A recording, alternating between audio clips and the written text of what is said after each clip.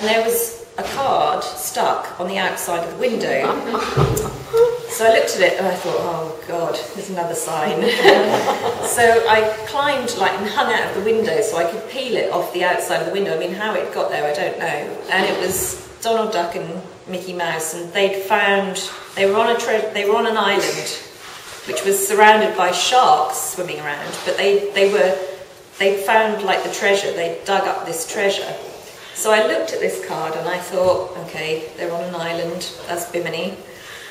They've found their treasure there, that's where I'm going to find my treasure, so I have to get there. So I looked at my money, I counted it out. The next morning I went down to a travel agent's and I asked them how much a flight would be to the Bahamas and how I was going to get there. And I knew I had to fly from Cancun to Miami and then get a flight from Miami out to the island. And with the money that I had left, I could get the flight there, no return flight, and it left me with $20 in my pocket. And I thought, I've got to do it, I've got to go. So I had a few crackers or something left in my bag and the odd banana or something and a bottle of water. And I thought, yep, I'm just going to go. I've got to go there, I can't go home having not done this. So I bought my ticket and I got to the island. And when I arrived on the island, there was a sign that said, "Welcome to your island home."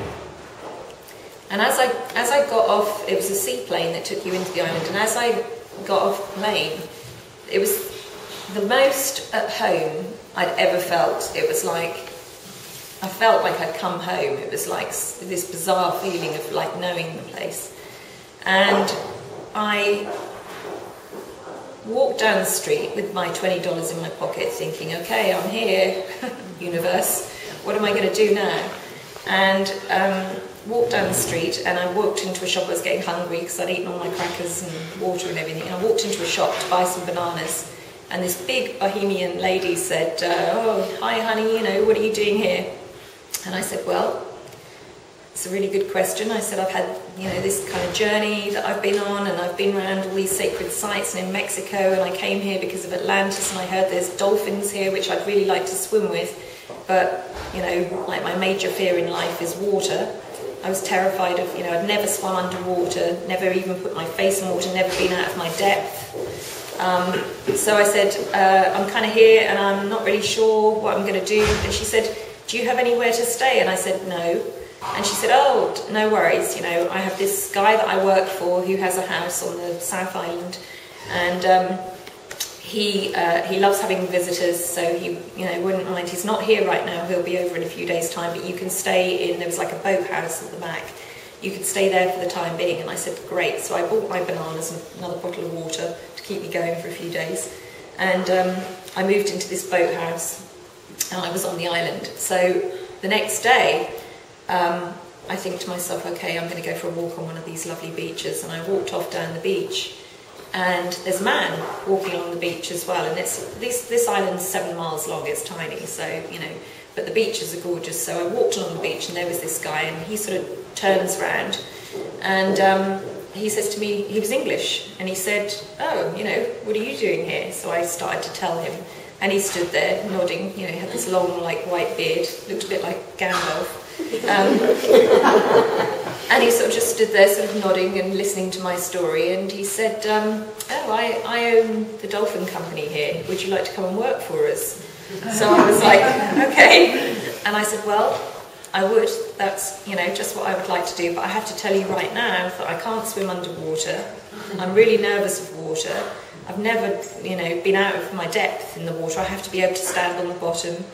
And he said, listen, he said, that's no problem. He said, my wife will teach you how to do everything. And he said, come down and see us tomorrow, and she'll take you down to the beach and teach you how to snorkel and how to swim. So I did that. I got in the water and I practiced with my snorkel and mask on and just scooting backwards and forwards where I could still stand, but getting used to having a snorkel on and breathing through it. And then gradually I'd go, she started trying to teach me how to dive under. She was saying, okay, you bend the front half of your body and you dive down. And what I found then was I couldn't stay underwater. I kept bobbing back up to the surface. So that was kind of crazy. It was like, there was my fear that I was going to go down and never come up again. And in fact, I couldn't stay down. I kept bobbing back up to the surface. So it was like, you know, this crazy reality. So anyway, I started working for them. I worked for them for 2 years on the island with the dolphins. And we had some amazing experiences. I saw how the dolphins have an incredible ability to help heal people, and also a great sense of fun and play. And we had a number of experiences. There was one lady that came with her son who had cerebral palsy, and he was about 6 years old. He arrived in a wheelchair. He was being fed through a tube because he couldn't swallow, hadn't been able to swallow for a couple of years, and he arrived being fed with this tube and was just in a wheelchair, but she wanted to bring him out on the boat, and we said that we could take him into the water with life vests on to help support him. And within 2 days, he pulled his tube out of his nose and started swallowing food again. And on the 3rd day, he got up out of his wheelchair and started walking again. And he had very little muscle in his legs, so he had to have someone holding his hands and stuff, but he was starting to take steps again and walk. And then we had another lady who came with her daughter who was autistic, and her daughter was had never spoken to her, never said a word. And after going in the water with the dolphins for the first time, she came out and said, "Mama," for the first time. Which, you know, they're like, it's kind of like witnessing miracles almost, you know, when you see it. So, and apart from that, you know, most people just come out there because they really want to swim with dolphins. So we, you know, every day that I was there, I was out swimming with the dolphins and living in this, you know, beautiful island, turquoise water. The dolphins there are probably the friendliest of anywhere I've ever seen. So they're Atlantic spotted dolphins, and they like to come up and play, basically. They turn up. You either get like these crowds of teenagers who are really fast and fun and like zooming around, or you get the slightly bigger, you sometimes get the bottlenose dolphins, who I like to call the elders, who seem like the old grandparents of the sea, who've got all the wisdom, and, you know, they just cruise around slowly checking you out.